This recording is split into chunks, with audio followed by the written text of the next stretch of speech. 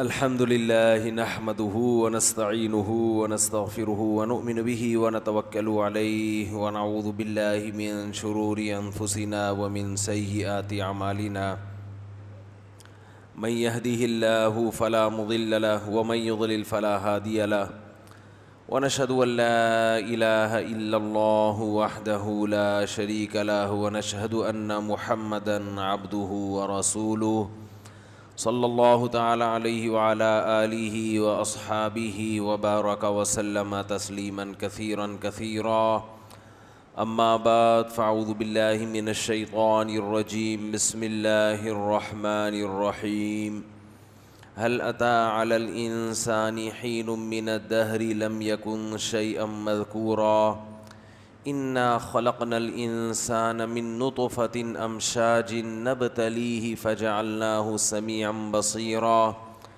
إنا هديناه السبيل إما شاكرا وإما كفورا۔ قرآن مجید کی چند آیات تلاوت کی ہیں۔ اللہ تعالیٰ سے دعا ہے اللہ تعالیٰ صحیح طرح سے بات کہنے کی، سننے کی، سمجھنے کی اور عمل کی توفیق عطا فرمائے۔ اس کو میں ہلاؤں گا تو یہ آواز غائب ہو جائے گی، تو وہاں سے اس کی وہ گونج ذرا کم کر دیں۔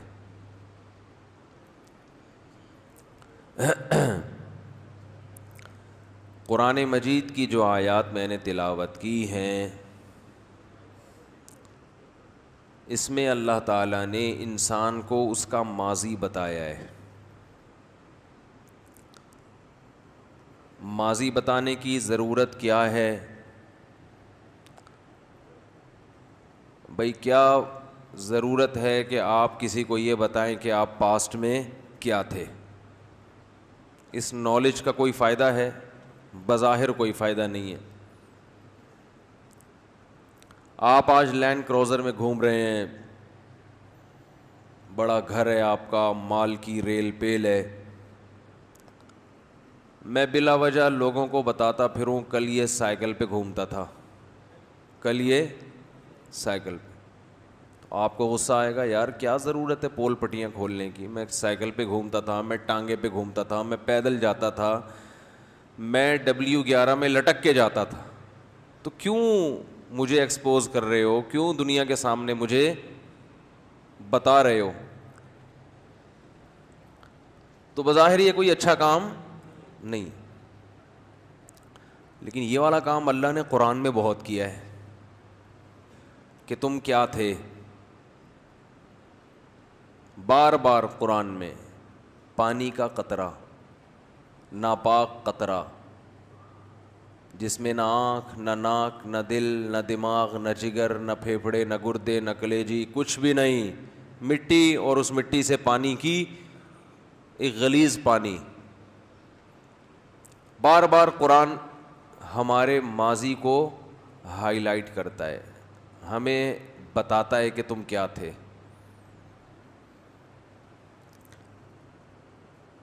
یہ اس لیے بیان کرتا ہے کہ جو شخص ماضی سے جس کا لنک نہیں ہوتا، رشتہ نہیں ہوتا، اپنا ماضی کیسا تھا بھول جاتا ہے، تو وہ اترانے لگتا ہے، وہ اپنی اوقات بھول جاتا ہے۔ ایک عام آدمی جو لینڈ کروزر میں گھوم رہا ہے، بڑا گھر ہے اس کا، اللہ کا دیا بہت ہے، بہت کچھ ہے اس کے پاس، اسے جب آپ اس کا ماضی یاد دلائیں گے، تم سائیکل پہ تھے، تم ٹانگے پہ تھے، اور لوگوں کے سامنے، تو اسے غصہ آئے گا، اور یہ ایک فضول حرکت ہوگی، جو تھا نا، اب کیا ضرورت ہے؟ لیکن ایک آدمی لینڈ کروزر پہ گھوم رہا ہے اور سائیکل والوں کی توہین کر رہا ہے۔ بات آ رہی ہے سمجھ میں کہ نہیں آ رہی؟ بڑی گاڑی میں جاتا ہے اور جہاں کوئی سائیکل والا آتا ہے، تمسخر کے ساتھ، مذاق کے ساتھ ہارن دے کے اس کا مذاق اڑاتا ہے، اسے تنگ کرتا ہے، اوئے ہٹو، دیکھتے نہیں ہو کون آ رہا ہے، بدتمیزی سے بات کرتا ہے، W11 کی انسلٹ کرتا ہے۔ W11 کا پتہ چل ہی گیا ہوگا اب تو بہت سے لوگوں کو. جو W11 میں لٹک کے جا رہے ہیں, بیٹھ کے جا رہے ہیں, ان کی توہین کرتا ہے. یہ دیکھو ان کو سفر کرنے کی تمیز نہیں ہے. تو پھر ایسے آدمی کو اس کی اوقات یاد دلانے کے لیے اس کا ماضی یاد دلایا جائے گا کہ بھائی صاحب تھوڑے دن ہوئے, ابھی کل کی بات ہے, آپ خود سائیکل پہ گھوما کرتے تھے. آپ کو میں نے W11 کی چھت پہ بیٹھے ہوئے کئی دفعہ دیکھا ہے. یہ تو قسمت پلٹی ہے, چھکا لگ گیا, تقدیر آپ کی بدل گئی, اور آج آپ جو ہے نا وہ بڑے شاہانہ آپ کی زندگی ہے, بڑے لینڈ لارڈ بنے ہوئے ہو. تو کم از کم آپ کے لیے تکبر اور غریبوں اور سائیکل والوں کا مذاق اڑانا کم از کم آپ پہ زیب نہیں دیتا. اب یہ ماضی یاد دلانا, کسی کو اس کا پاسٹ یاد دلانا, یہ عین انصاف ہوگا کہ نہیں ہوگا؟ کیونکہ یہ ایک ایسی خبر ہے, یہ ہے تو نیوز, جس خبر میں ایک آرڈر چھپا ہوا ہے. میں نے آپ کو ایک مرتبہ تفصیل سے یہ بات بتائی تھی کہ وہ خبر جس میں کوئی آرڈر نہ ہو, وہ خبر برائے خبر ہوتی ہے, اور وہ ایک فضول کلام ہوتا ہے جو اللہ پہ کے لائق نہیں ہے. جیسے ہم کسی کو آ کے خبر دیں, اب آپ بیٹھے ہوئے ہیں, میں آپ کو آ کے بولوں کہ بھئی انڈے مہنگے ہو گئے ہیں. اب آپ کہو مولوی صاحب کیا ہو گیا یار, کیا بات, انڈے مہنگے ہو گئے, تو کیوں بتا رہے ہو ہمیں انڈے مہنگے ہو گئے؟ میں کہوں ویسے اس لیے تاکہ آپ کی نالج میں اضافہ ہو. تو آپ کہو گے نا یہ اس نالج میں اضافہ کر کے کیا کرنا ہے بھائی, انڈے مہنگے ہو گئے, سستے ہو گئے, تو کیا کروں؟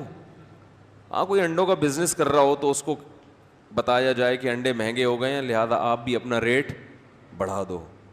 تو یہاں آرڈر چھپا ہوا ہے نا کہ ریٹ کیا کرو, بڑھا دو. تو ہر وہ خبر جس میں کوئی آرڈر چھپا ہوا ہوتا ہے, وہ خبر کا بیان کرنے والا ایک حکمت والا آدمی سمجھا جاتا ہے, عقل مند آدمی سمجھا جاتا ہے. اور وہ خبریں جس میں کوئی آرڈر نہ ہو, تو ایسی خبروں کو بیان کرنے والا بے وقوف اور احمق. اور وہ خبریں جس میں غلط آرڈر چھپا ہوا ہو, ایسی خبروں کو بیان کرنے والا یہ فسادی ہے. یہ صرف بے وقوف نہیں ہے بلکہ بے وقوف سے بھی اوپر کی چیز ہے. جیسے ہمارے اخبار اور جو ہماری نیوز ایجنسیز ہیں, ان میں سے بہت سے لوگ ایسی خبریں بیان کرتے ہیں جن میں نہ صرف یہ کہ کوئی آرڈر نہیں ہوتا, بلکہ آرڈر ہوتا ہے تو غلط آرڈر. خودکشی کی خبروں میں کیا آرڈر چھپا ہوا ہے, فلاں کی شادی نہیں ہوئی تو بھاگ کے لٹک گئی, مر گئی, تو اس میں کیا آرڈر ہے؟ اس نیوز سے آپ کو کیا فائدہ ہوا بھائی؟ فائدہ یہ ہوا, یہ ایکو ختم نہیں ہو سکتا, ایکو ہو رہا ہے, میری آواز بار بار لوٹ کے مجھے ہی آ رہی ہے. تو اس خبر میں کہ فلانی بھاگی گھر سے, ابا نے شادی نہیں کی اس کی فلاں جگہ, تو وہ کھمبے سے لٹک کے یا چپک کے, لٹک کے تو نہیں ہوتے, چپک کے ہوتا ہے. اب یہ بھی دیکھو خبر ہے جس میں غلط آرڈر چھپا ہوا ہے کہ آئندہ لٹکو نہیں بلکہ چپکنے کو فوکس کرو. فوکس کس کو کرو؟ چپکنے کو. لٹک کے کچھ بھی نہیں ہوگا, صحیح. تو ابھی جو خودکشی کی خبریں چلاتے ہیں, فلاں نے فلاں پہ تیزاب پھینک دیا. ایک بات خوب سمجھ لیں, ہمارے معاشرے میں اتنی بڑی تقریباً 20 کروڑ کے لگ بھگ آبادی میں اگر ایک غلط واقعہ ہوتا ہے نا, اس پہ خبریں بہت چلتی ہیں. اور ان لوگوں کے ہاں جو اپنے آپ کو حقوق انسانیت کے بہت بڑے علم بردار کہتے ہیں, ان کے ہاں روزانہ ایسے واقعات ان کے معاشرے کا حصہ ہیں. سمجھ رہے ہیں؟ وہ اس کو نمایاں نہیں کرتے. لیکن ہماری ایک جو ہے نا, وہ شاعر نے کہا ہے نا, وہ قتل بھی کرتے ہیں تو چرچا نہیں ہوتا, ہم آہ بھی کرتے ہیں تو ہو جاتے ہیں بدنام. ہم تو صرف آہ کر رہے تھے, اس پہ آپ کو تکلیف ہوئی, آپ نے پورا اخبار میں ہمارے خلاف مضمون لکھ دیا, اور فلاں تو اتنا انسانوں کا قاتل ہے, اس کو کوئی پوچھنے والا ہی نہیں ہے. تو اللہ تعالیٰ نے بھی ایک خبر ہمیں دی ہے کہ تم کیا تھے, پانی کا ایک قطرہ, پہلے مٹی, کوئی حیثیت نہیں تھی تمہاری. تو یہ بھی ایک خبر ہے نا. تو پہلی بات, یہ خبر ہمیں کیوں دی جا رہی ہے؟ اگر ہم بالکل ٹھیک ٹھاک زندگی گزار رہے ہیں تو ہمیں اس خبر کے دینے کی ضرورت نہیں تھی. اور بھائی ایک آدمی جتنا بھی اچھی زندگی ہو اس کی, آپ اس کو ماضی کی یاد دلانے کا کیا فائدہ؟ مجھے لوگ بتاتے رہتے ہیں کہ وہ فلاں تاجر دیکھ رہے ہو مفتی صاحب, آج بڑا بنا پھرتا ہے, کل سائیکل پہ گھومتا تھا. تو میں کہتا ہوں آپ کو یا تو اس کی تکلیف ہو رہی ہے کہ آپ ابھی تک سائیکل پہ کیوں ہیں. بھائی گھومتا ہے تو اللہ کا شکر ادا کرو یار, اللہ نے اس کو دیا, اللہ تمہیں بھی دے. اس میں یہ کیا کہ یہ پہلے ایسا تھا تو اب ایسا ہے, چھوڑو, کیا کرنا ہے تم نے بھائی, جیسا بھی تھا. ہمیں کیوں بتا رہے ہو؟ یہ منفی سوچ ہوتی ہے نا کہ تکلیف ہو رہی ہے. تو اللہ تعالیٰ ہمیں ہمارا ماضی بتاتے ہیں, تم یہ تھے, تم یہ تھے, تم یہ تھے, تم یہ تھے. ہم بھی اللہ سے پوچھ سکتے ہیں, اللہ ہم کیوں بتا رہے, ہم کیا تھے؟ ماں کے پیٹ میں قرآن کہتا ہے فَخَلَقْنَا الْعَلَقَةَ مُضْغَةً, تم ایک گندے خون کا بدبودار لوتھڑا تھے. گندا مس کیریج ہو جاتا ہے نا, کتنی بدبو ہوتی ہے اس بچے کے اندر جب بچہ بنا نہیں ہوتا. علقہ, لٹکا ہوا گوشت, سڑا ہوا بدبودار. مضغہ, وہ گوشت جو چبایا جاتا ہے نا, بوٹیاں, ایسی شکل ہوتی ہے بچے کی. علقہ, مضغہ, اور پھر اس میں اللہ نے عظام, ہڈیاں بننا شروع ہوئی. تو جب تک آخری اسٹیپ پہ نہیں پہنچتا نا, گند کا گند ہی ہوتا ہے. وہ گند سے بنا, گندے ماحول میں پلا بڑا. تو یہ ماضی اللہ تعالیٰ انسان کو کیوں یاد دلاتے ہیں؟ ہم اللہ سے پوچھتے ہیں, اللہ ہم اتنے 3 پیس سوٹ ٹائی میں بہترین اسٹائل میں ہم زندگی گزار رہے ہیں, نہا دھو کے ہم آفس جاتے ہیں, ہاتھ میں ہمارے بریف کیس ہوتا ہے, W11 تو ایک مجبوری کی وجہ سے بیٹھنا پڑ رہا ہے اس میں, اور اس میں بھی بڑی تمیز سے بیٹھتے ہیں ہم. تو اتنی اچھی لائف, اتنا اچھا لائف اسٹائل ہمارا, اتنے تمیز سے بات کرتے ہیں, اجلے دانت اور شیمپو سے نہائے ہوئے. میں ویسے شیمپو نہیں استعمال کرتا, ایک مثال دے رہا ہوں. شیمپو سے نہائے ہوئے اور خوشبو لگائے ہوئے, کیسے فٹ فاٹ ہوتا ہے نا انسان, محفلوں میں ملتا ہے ایک دوسرے سے. تو ہمیں ہماری اوقات بار بار یاد دلاتا ہے. الم یکن نطفۃ من منی یمنی, کیا ایک پانی کا قطرہ نہیں تھے؟ کیا ماں کے پیٹ میں جمع ہوا خون, گندا غلیظ خون نہیں تھے تم؟ کیا گوشت کا لوتھڑا ادھورا ٹکڑا نہیں تھے؟ تو اللہ تو ہمیں بار بار گویا کہ ہمیں تو شرمندہ کیوں کر رہا ہے؟ دیکھو ایک آدمی کو آپ بتاؤ نا سائیکل پہ گھومتا تھا, اتنا شرمندہ نہیں ہوگا جتنا ہمیں یہ بتایا جائے کہ ہم کیا تھے. تو اللہ تعالیٰ اصل میں یہ بتانا چاہتے ہیں کہ جب تمہیں جو زندگی ملی ہے نا, اس میں تم اپنی اوقات بھول گئے ہو, اپنی اوقات بھول گئے ہو. جس اللہ نے تمہیں یہ نعمتیں دی ہیں, بے پناہ نعمتیں, اس اللہ کا حکم سننے کے علاوہ تم دنیا میں ہر ایک کی سن رہے ہو, اس کی سننے کے لیے تیار نہیں ہو. تو یہ تو ماضی تمہارا یہ تھا, ہم نے تمہیں انسان بنایا, ہم نے, یہ خود بخود نہیں بن گئے. اگر اتفاق سے بنے ہوتے جو مرضی کرو, جیسے جو ملحد لوگ ہیں نا ایتھیس, ہم ان سے کہتے ہیں بھائی اتنے تکلف کی بھی کیا ضرورت ہے اتنا اچھا بننے کی. ایک ملحد الزام لگا رہا تھا یہ مولوی لوگ گندی فلمیں دیکھتے ہیں, اللہ تعالیٰ معاف فرمائے, استغفر اللہ, یہ جملہ نقل کرتے ہوئے بھی عجیب سا محسوس ہوتا ہے, لیکن وہ علماء کو بدنام کرنے کے لیے. تو سوال پیدا ہوتا ہے ان فلموں کو تم گندا کیوں کہہ رہے ہو؟ نہیں یار یہ سمجھ میں یار, تمہارا گندا اور اچھے کا تو کرائٹیریا ہی الگ ہے نا, وہ کیا ہے وہ بتاؤ, گندا کسے کہتے ہیں اچھا کسے کہتے ہیں؟ تم تو یہ بولو اچھی فلمیں دیکھتے ہیں اگر الزام لگانا ہے. اچھائی اور برائی کسے کہتے ہیں؟ اسلام کے علاوہ خدا کی قسم کسی کا باپ بھی نہیں بتا سکتا کہ اچھائی کی ڈیفینیشن کیا ہے. 4 آدمی کو بٹھاؤ, وہ اگر بتا دے 1 کھرب روپے مجھ سے لے لو آپ اسی وقت.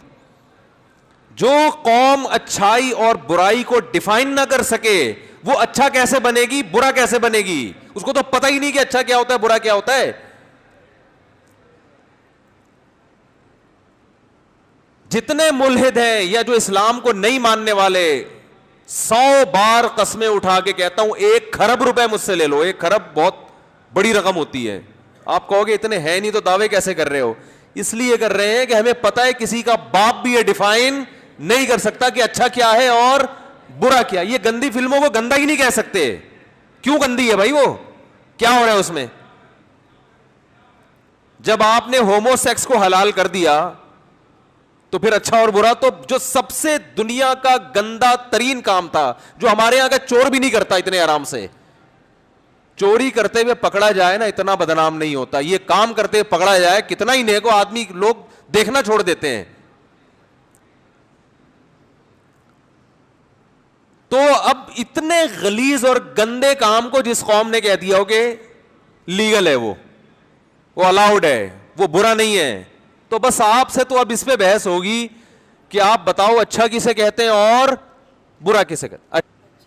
ہاں تو میں یہ عرض کر رہا تھا کہ جو اسلام کو نہیں مانتا نا, اسلام کو, اس کمبخت کو, کمبخت تو نہیں کہنا چاہیے, کہنا تو چاہیے لیکن نہیں کہنا چاہیے, یعنی اس وقت نہیں کہنا چاہیے. اس کمبخت کو یہ معلوم نہیں ہے کہ اچھا کسے کہتے ہیں اور برا کسے کہتے ہیں. تب یہ جو اسلام مخالف لوگ ہیں نا, یہ بیچاروں کی زندگی اچھائی اور برائی کو ان کو یہ نہیں پتا کہ عورتوں کو کپڑے کتنے پہننے چاہیے. آپ ان کی باتیں تو سنو بیٹھ کے, ان کو یہ نہیں پتا کتنے کپڑے خواتین کے لیے, کتنا کپڑے مناسب ہیں. بھائی اسکرٹ پہننا چاہیے, نہیں اسکرٹ نہیں پہننا چاہیے, کوئی زیادہ ہو جاتی ہے. پاکستان ایک اسلامک اسٹیٹ ہے, اس میں اسکرٹ اچھا نہیں لگتا. اس کا مطلب امریکہ میں پہننا چاہیے, پھر یہ اسلامک اسٹیٹ ہے تو یہاں اسکرٹ نہیں ہو تو وہاں سے باہر, یعنی یہاں کا اچھا کچھ اور ہے, وہاں کا اچھا کپڑوں کا. تو بھائی اگر کپڑے پورے پراپر ڈریس عورت کے لیے تو پھر امریکہ میں بھی پورے کپڑے ہونے چاہیے, سعودی عرب میں بھی اور پاکستان میں بھی.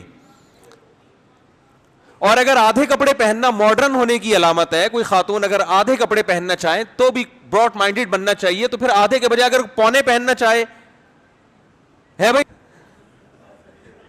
تو بالکل وہی حساب ہو گیا کہ نہیں ہو گیا؟ بھائی اگر آدھے کپڑے پہننا ٹھیک ہے, جیسے کہ لبرل لوگ کہتے ہیں کہ خاتون اگر آدھے کپڑے پہنے ہوئے ہیں تو اس میں کوئی بری بات نہیں ہے. مرد کو چاہیے اپنی آنکھوں کو, اپنی نگاہوں کو نہ گندا ہونے دے. وہ یہ بڑے ڈائلاگ آج کل مارکیٹ میں چل رہے ہیں کہ اصل تو انسان کی سوچ ہوتی ہے. تو اگر اصل انسان کی سوچ ہے تو یہ آدھے کا اگر تکلف نہ کریں اور یہ پونے پہ آ جائیں, تو چونکہ اصل کیا ہے انسان کی سوچ. بھائی واقعی جو آدمی گندا نہ ہو تو وہ تو پورے بغیر کپڑوں کے بھی آئے گی, تو وہ کیوں دیکھے گا اس کو, ٹھیک ہے نا. اور جو گندے آدمی ہوتے ہیں وہ پورے کپڑوں میں بھی عورت کو دیکھ رہے ہوتے ہیں. تو جب سوچ ہی ہے تو پھر یہ آدھے کا بھی کیا تکلف. یہ کوئی لبرل آدمی ہے جو اسلام کو نہیں مانتا, وہ بتا سکتا ہے اس کا کیا جواب ہے؟ وہ ساری زندگی اسی کپڑوں کا نہیں ڈیفائن کر سکے گا کہ عورت کو کتنے کپڑے پہننے چاہیے. اس کے پاس اس سوال کا جواب نہیں ہے. آگے تو لاکھوں سوالات اور ہیں زندگی میں, تو 10 لاکھوں موقع پر انسان کو سوال کی ضرورت پڑتی ہے کہ یہ اچھا ہے یا برا ہے. یہ مسائل تو اسلام نے 1400 سال پہلے حل کر دیے ہیں. لباس کتنا ہونا چاہیے, آپ کی جو ڈیزائرز ہیں, خواہشات نفسانی ہیں, کہاں حلال ہے اور کہاں حرام, اس کی باؤنڈری کیا ہے, یہ سب چیزیں اسلام, بلکہ اسلام سے پہلے جتنے آسمانی مذاہب ہیں وہ سب پہلے سے بتا چکے ہیں. یہ محفوظ چونکہ اسلام ہے اس لیے ہم بات اسلام کی کرتے ہیں, ورنہ جو لبرل لوگ ہیں جو مذہب کو نہیں مانتے ان کی زندگیاں بیچارے قابل ترس ہیں, ان کو یہی نہیں پتا ہے صحیح کیا ہے غلط کیا ہے. ہمارے ایک جاننے والے بہت ہی لبرل, بہت ہی علماء کے بہت خلاف, یہ سب لوگ سب سے زیادہ چڑھتے کس سے ہیں, مولوی کے لفظ سے, اور مولویوں پہ ان کا ایک ہی الزام ہوتا ہے, اور بیچاروں کو کوئی الزام نہیں ملتا, ایک ہی الزام ہوتا, بد اخلاق, اور بعض خواہشات کے الزام لگاتے ہیں کہ شادیاں بہت کرتے ہیں. میں تو آج کل ملحدین کو سنتا ہوں نا, ان کا ایک ہی الزام گھوم پھر کے کہاں آتا ہے, شادیاں بہت کرتے ہیں, اور بیچاروں کو کچھ ملتا نہیں ہے. شادیاں بہت کرتے ہیں اور بد اخلاق ہوتے ہیں, بات کرنے کی تمیز نہیں ہے. آپ کے اخلاق صرف میڈیا پہ ہیں, سمجھ رہے ہو نا, آپ کے اخلاق کہاں ہیں, میڈیا پہ ہوتے ہیں. بات کرنے کی تمیز آپ کو صرف کہاں آتی ہے, میڈیا پہ. مولوی سے دیکھو اپنے باپ کے ساتھ کیسے بات کرتا ہے, وہ اپنی ماں کے ساتھ کیسے بات کرتا ہے, اپنی بہنوں کے ساتھ کیسے بات کرتا ہے, اپنی بیوی کے ساتھ کیسے بات کرتا ہے. یہاں دیکھو آپ کے تو یہ ہے ہی نہیں, آپ کے تو بہتوں کے ابا ہی نہیں ہیں, تو باپ کے ساتھ سلوک کیسا کرنا آپ کو کیا پتا. ماں کو آپ لوگوں نے اولڈ ہوم میں جمع کرایا ہوا ہوتا ہے. میں مانتا ہوں سارے ایسے نہیں ہوتے, لیکن اگر کوئی اچھے ہیں تو وہ اسلامی کلچر کے اثرات کی وجہ سے اچھے ہیں, وہ گورے کی وجہ سے اچھے نہیں ہیں. بہت سے ملحد ہیں, اسلام کو نہیں مانتے, ماں سے اچھا سلوک کرتے ہیں, لیکن اس لیے کہ باپ دادا مسلمان تھے, یہ چیز ان کے کلچر میں منتقل ہوئی ہے. لیکن آپ کی اولاد آپ کے ساتھ نہیں اچھا سلوک کرے گی. اور رہا یہ مسئلہ شادیاں کرتے ہیں اور یہ لڑکیوں کی جو ہے نا وہ جلدی جلدی, آج ایک نے ریکارڈ کروایا تھا میرے خلاف کلپ کے, یہ لوگ چھوٹی چھوٹی بچیوں کو شادیوں کی ترغیب دیتے ہیں, چھوٹی چھوٹی بچیوں کو شادیوں کی کیا کرتے ہیں, ترغیب دیتے ہیں. بچی جب بالغ ہو جائے تو وہ آپ چھوٹی کہہ رہے ہو. بالغ کا مطلب بلوغت, پہنچ گئی کہاں, اپنی جوانی کو پہنچ گئی. آپ کو یہ بھی نہیں پتا کہ بچی بڑی کب ہوتی ہے, چھوٹی کب ہوتی ہے. اس کے پاس بھی آپ کے پاس کوئی کرائٹیریا, کوئی معیار ہے ہی نہیں. آپ یونائٹڈ نیشن سے قانون لیتے ہو. یونائٹڈ نیشن نے جس کو کہہ دیا بچی بڑی ہو گئی تو وہ بڑی ہو گئی. اور یاد رکھو بچے کے بڑے اور چھوٹے ہونے میں دنیا میں بہت سارے ملکوں کے قوانین ہیں. کسی ملک میں 16 سال کی لڑکی کو نکاح کی اجازت ہے, ان کے خیال میں 16 سال کی بچی کیا ہو گئی ہے, بڑی ہو گئی. کسی ملک میں 18 سال کا ہے, ان کے خیال میں 18 سال کی بچی کیا ہو گئی, بڑی ہو. کسی ملک میں 14 سال کا ہے. اس کا مطلب کہ یہ خود آپس میں متفق نہیں ہے. تو اسلام نے جو بات کی ہے نا بچی بڑی کب ہو گئی, اسلام نے کہا جب مینسز شروع ہو گئے, اس کا مطلب وہ لڑکی سے عورت بن گئی ہے, اب وہ بالغ ہو گئی ہے. آپ جو بات کرتے ہیں وہ نیچر کے اگینسٹ.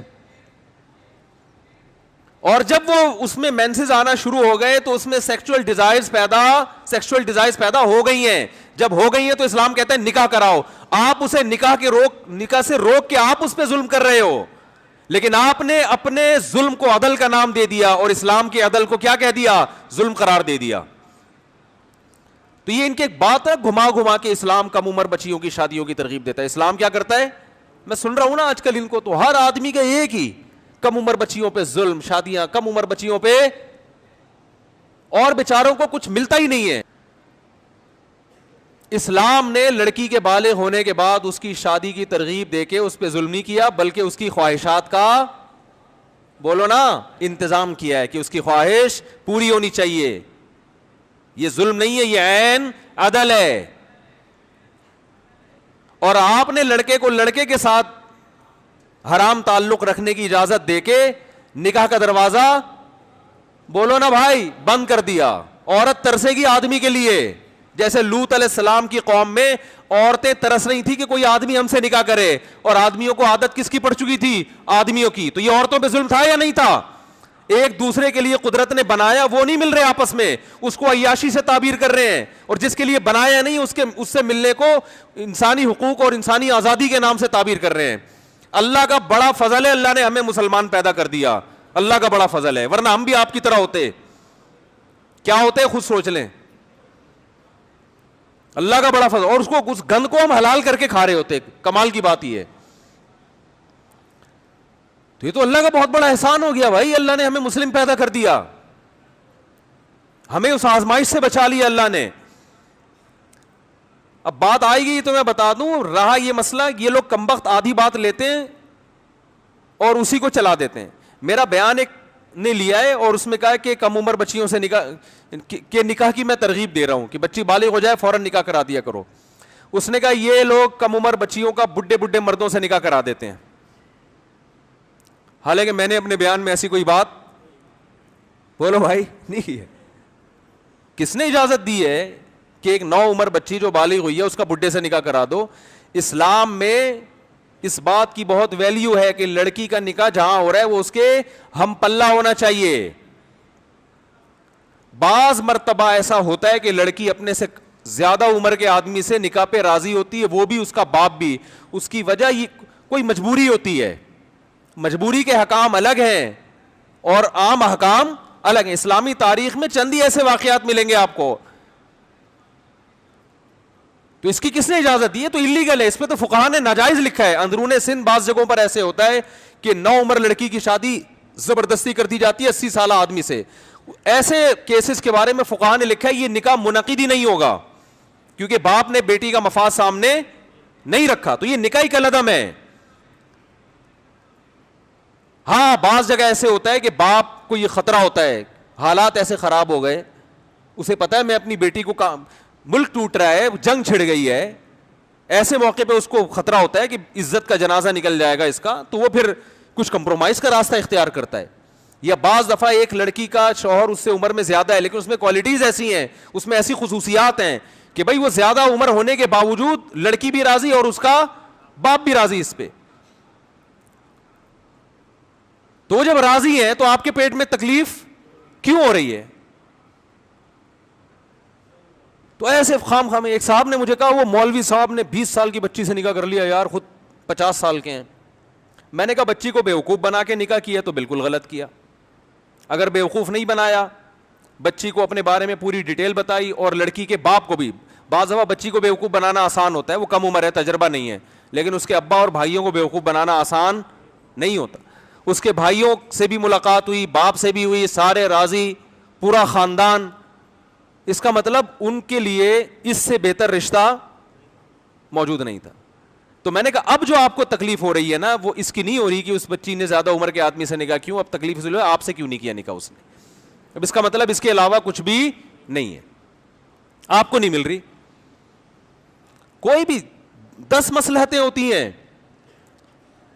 دیکھو بہت سے ملحد لوگ ہیں جو اسلام کو نہیں مانتے, لیکن ان کی کمپنی میں داڑھی والے لوگ بھی جاب کر رہے ہیں, حالانکہ ان کو داڑھی بالکل پسند نہیں ہے, لیکن وہ کہتے ہیں یار جو قابلیت اس کے اندر ہے ہماری کمپنی کو ترقی دینے کے لیے, وہ قابلیت بغیر داڑھی والے میں نہیں ہے, یا اس میں نہیں ہے جو مذہب کے مخالف ہو. تو ہم نے اپنے کام کو فوکس کرنا ہے. نکاح میں بھی بہت ساری مصلحتیں ہوتی ہیں. ہمارے نبی صلی اللہ علیہ وسلم نے بعض خواتین سے نکاح اس لیے کیا کہ ان کے والد قبیلے کے سردار تھے. آپ نے اس نیت سے نکاح کر لیا کہ ان کے والد سے رشتہ داری ہوگی اور عرب سے دشمنی میں کمی واقع ہو جائے گی, اس لیے بھی تو نکاح ہوتا ہے. بعض دفعہ اس لیے نکاح ہوتا ہے کہ آپ کے بچے چھوٹے ہیں, آپ کو کوئی میچور خاتون چاہیے اپنے بچے سنبھالنے کے لیے, آپ بڑی عمر کی عورت سے نکاح کرتے ہیں جو میرے بچوں کو سنبھال لے, اس میں آپ کو 20 سال کی نہیں چاہیے ہوتی. تو بہت ساری مصلحتیں ہوتی ہیں. تو جہاں یہ مسئلے مرد دیکھتا ہے کہ میری بہت سی مصلحتیں ہیں, وہاں بعض دفعہ لڑکی اور اس کے باپ بھی دیکھ رہا ہوتا ہے کہ ایک چیز تو میں چھوڑ رہا ہوں, عمر پہ کمپرومائز کر رہا ہوں, لیکن دوسرے بہت سے فائدے مجھے یہاں حاصل ہو رہے ہیں. اب چونکہ آپ کے ہاں چونکہ نکاح کا یہ جو ملحد لوگ ہیں ان کے ہاں نکاح کا سیٹ اپ ہی نہیں ہے, درندوں کی طرح, جانوروں کی طرح جس عورت کو چاہو جب چاہے استعمال کر کے ٹیشو پیپر کی طرح پھینک دو ڈسٹ بن میں, تو آپ کو یہ باتیں سمجھ میں نہیں آئیں گی. تو اتنا زیادہ اسلام کے خلاف پروپیگنڈا ہو رہا ہے, اتنا. اور کمال کی بات یہ ہے کہ جتنا پروپیگنڈا ہوتا ہے الحمدللہ ہمارا ایمان بڑھتا ہے, کہ ان بیچاروں کے پاس کوئی ڈھنگ کی کرنے کی بات ہے ہی نہیں. اس کا مطلب ہے کہ ان کو بھی اسلام میں کوئی فالٹ نظر نہیں آتا, کوئی ہوتا تو بتاتے نا. وہ پھر گھما کے نبی صلی اللہ علیہ وسلم نے امی عائشہ سے نکاح کیا اتنی کم عمری میں, جن سے کیا ان کو اعتراض تھا. آپ کہہ سکتے تو اس وقت وہ بچی تھیں, تو جب بڑی ہو گئیں اس وقت بھی وہ خوش تھیں, اس وقت وہ کہہ دیتی میرے ابا نے معاذ اللہ نقل کفر میرے ساتھ غلط کیا, اس وقت خوش تھی وہ, ان کے والد بھی خوش, وہ بھی خوش, اور وہ تو اتنا خوش کہ ہم اس کو بیان نہیں کر سکتے. وہ اس قسم کے مشورے اگر ان کو کوئی دے جا کے کہ آپ کے ساتھ ظلم ہوا ہے, وہ کہیں گے تمہارا دماغ خراب ہو گیا ہے. تو اس لیے ان تلوں میں تیل نہیں ہے. تو بات کہاں سے کہاں چلی گئی, کیا کر رہا تھا میں بات, جی ہاں, تو میں یہ عرض کر رہا تھا کہ ان لوگوں کے پاس اچھائی اور برائی کا کوئی معیار ہے ہی نہیں, اور جو مذہب سے جتنا دور ہوگا نا, یاد رکھو اس کی زندگی میں اتنی ہی زیادہ کنفیوژن ہوگی. کنفیوزڈ آدمی کی جو لائف ہوتی ہے نا, اس کی لائف ویسے ہی ہوگی. وہ یہ پریشان رہے گا بچوں کی تربیت کیسے کرنی ہے, میرا بچہ اچھا کب کون سا کام کرے گا کہ یہ کیا کہلائے اچھا, اس کو یہ نہیں پتا کہ کیا کہلائے. بیٹی بھاگ گئی گھر سے, اللہ نہ کرے کسی کی, اب وہ اسے بھی سوچتا رہے گا یار یہ ٹھیک کیا یا غلط کیا, ٹھیک کیا یا, سوچے گا بیٹھ کے یار اس لحاظ سے تو غلط کیا کہ بچی کو بھاگنا نہیں چاہیے, لیکن ٹھیک کیا, اس کی اپنی لائف ہے اور میری. ایک انگریز موٹیویشنل اسپیکر ہے, وہ لوگوں کو موٹیویٹ کر رہا تھا. اس نے کوئی بک لکھی ہے, تو کسی نے اس کی کتاب پڑھ کے مجھے بتایا کہ اس نے اپنی کتاب میں یہ بات لکھی ہے. میں نے براہ راست اس کی کتاب نہیں پڑھی, نہ اس کا کوئی لیکچر سنا, لیکن ایک قریبی ریلیٹیو ہیں, انہوں نے اس کی کتاب پڑھی تو مجھے بتایا کہ اس نے یہ لکھا ہے کہ ٹینشن ختم کرنے کے بہت سارے طریقے ہیں. وہ بھی ٹینشن ختم کرنے کے بہت طریقے ایجاد کیے ہوئے ہیں نا انہوں نے, کہ اس طرح سے بھی ختم ہوگی. اور کمال کی بات یہ ٹینشن ختم کرنے کے طریقے بتا رہا ہوتا ہے, بعض دفعہ وہ خود کھمبے سے لٹک کے یعنی چپک کے مر رہا ہوتا ہے وہ, بعض دفعہ, ہمیشہ نہیں. کہیں آپ کہیں وہ فلاں تو تھا, وہ تو نہیں لٹکا تھا, نہ وہ چپکا تھا.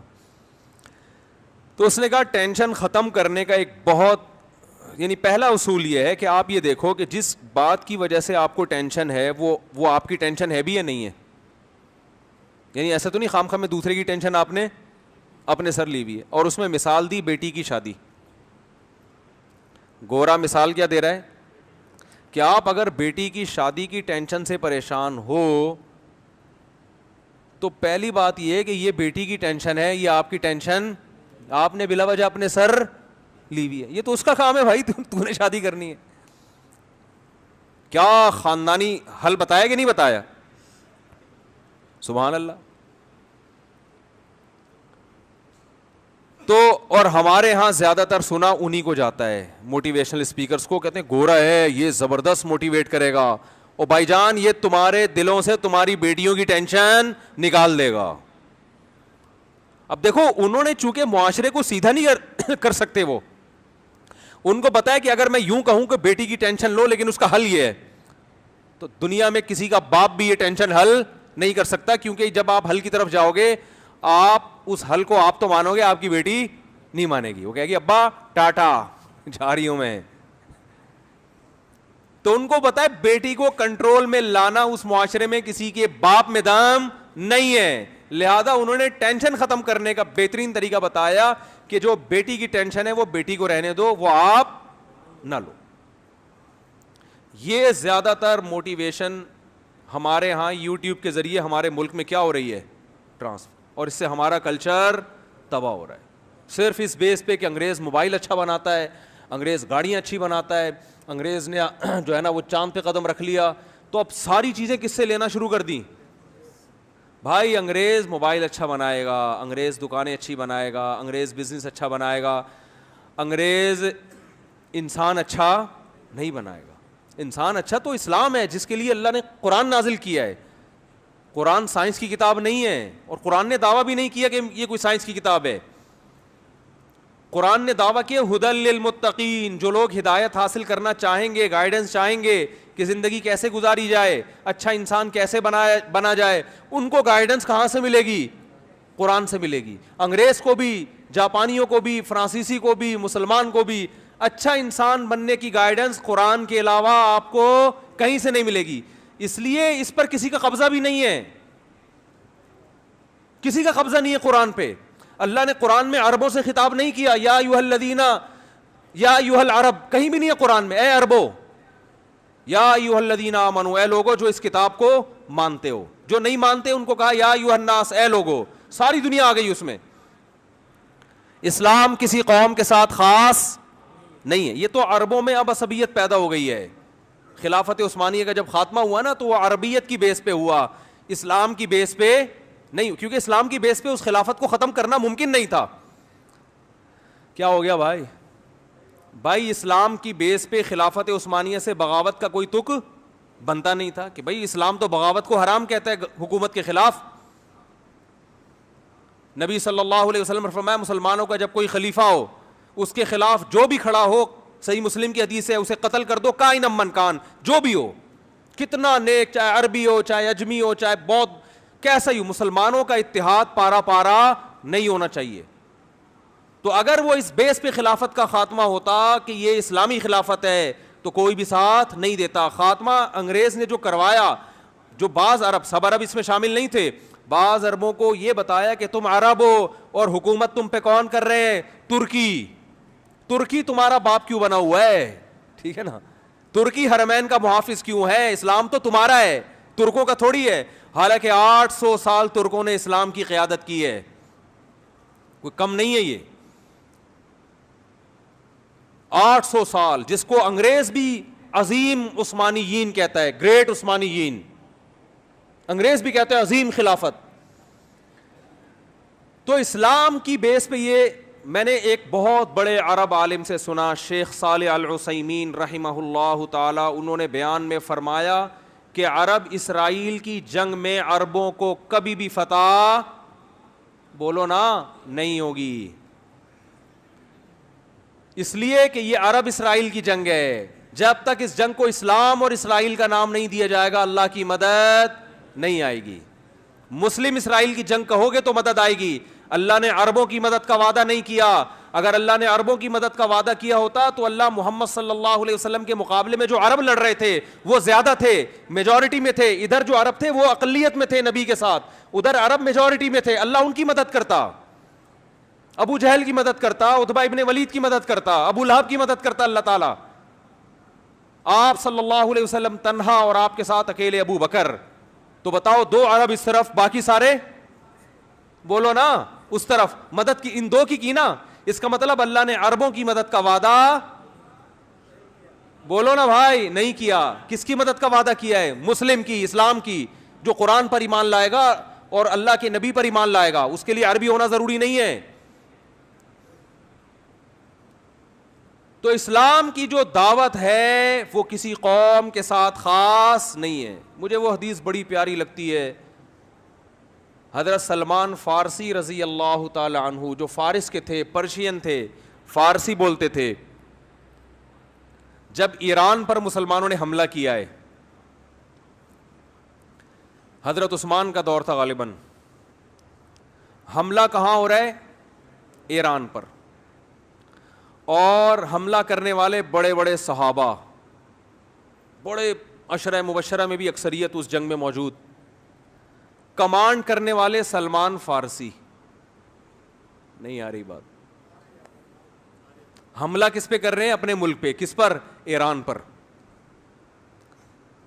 صحابہ نے آپ سے اجازت مانگی کہ آپ ہمیں اجازت دیں ہم اٹیک کریں.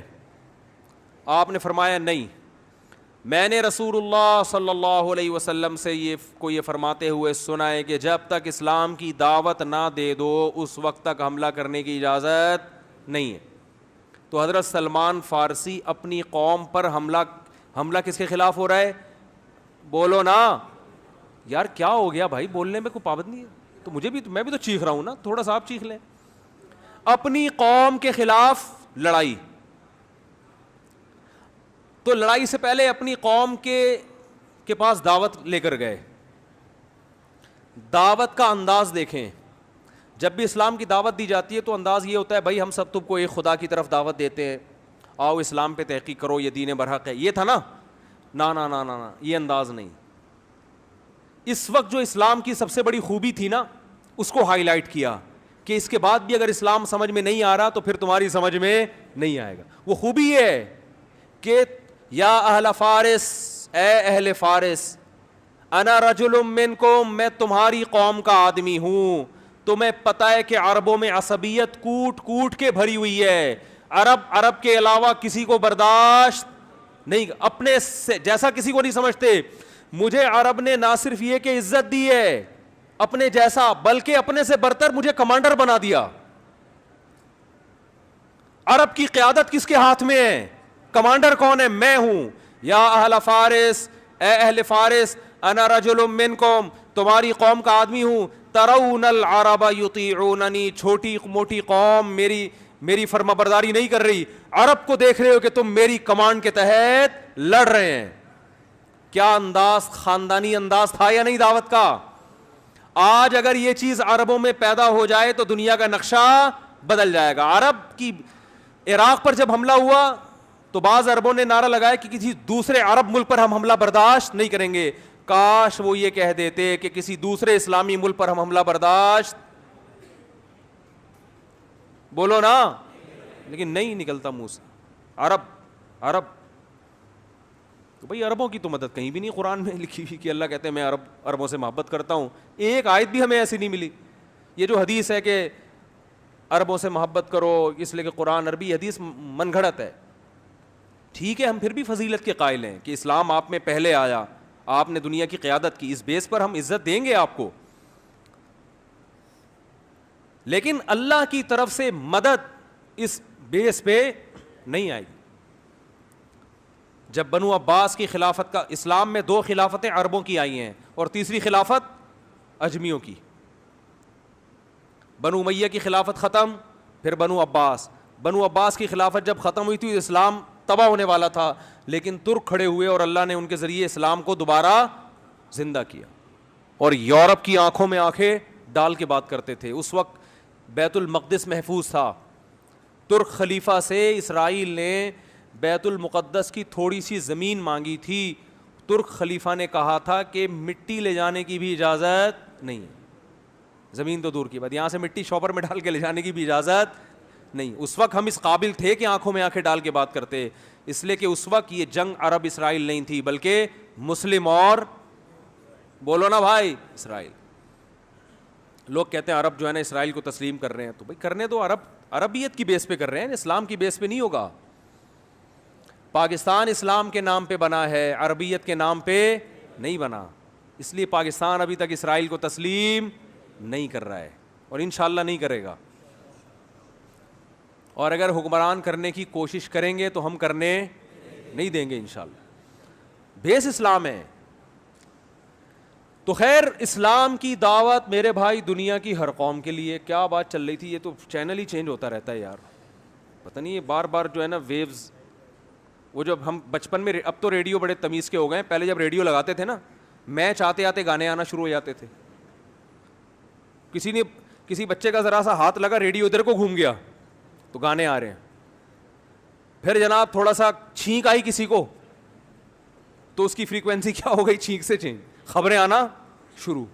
تو میرا بیان بھی کچھ اسی سٹائل کا ہو رہا ہے آج کل.